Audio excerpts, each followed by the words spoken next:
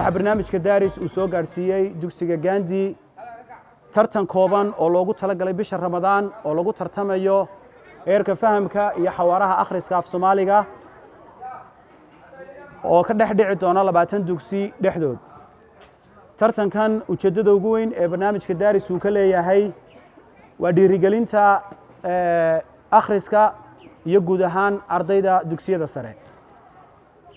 tartankan wareegga koobaad waxaa ku tartami doona dugsi walba gudihiisa 16 arday. 16 arday laba wareeg bay tartami doonaan dugsiga dhexdiisa. waxaa ka soo bixi doona 3 arday iyagoo la tartamaya wareegyada kale 20 dugsiye kale min 3 arday oo ka soo baxay oo noqonaya 60 arday.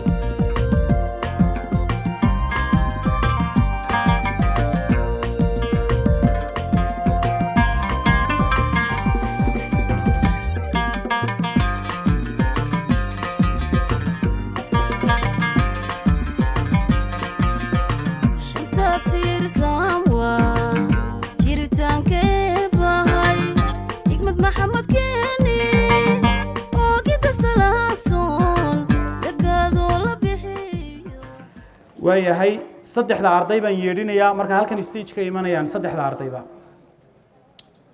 kaalinta koobaad waxa galay Mubaarak Cabdilaahi Xuseen.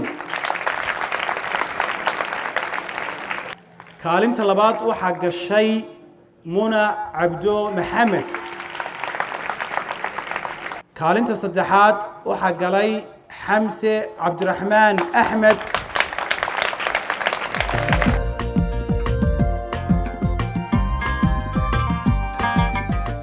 وأحمد سكي مصطفى وإسقونا هب فرشحنا إنه تصيدونا هبدا بهاي كوجلادي.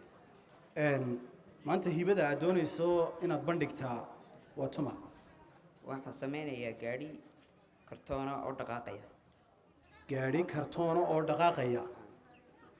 waa si wanaagsan mar adigoo secretary-ga ku jira hadii aad dhaqaajinaysaba gaariga waxa rajeynaya inaad qarankana u soo saarto gaari shaqeynaya insha Allah.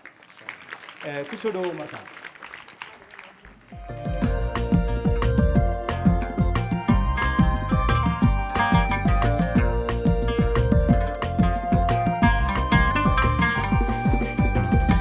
maanta waxaan dugsiga sare Gandhi ku soo dhaweynaa barnaamijka daaris oo xawaaraha akhriska iyo fahamka.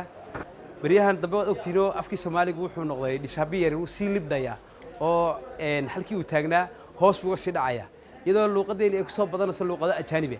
marka waxaan aad ugu dhiirigelinayaa Sahami Foundation gaar ahaan qaybtan daaris in barnaamijyadan iyo barnaamij la midba ay soo kordhiyaan oo ay markaas si la bilaabaan. anaguna insha Allah ka waxbarasho ahaan iyo ka iskuul ahaan aad baan u dhiirigelinaa waan garab taaganahay.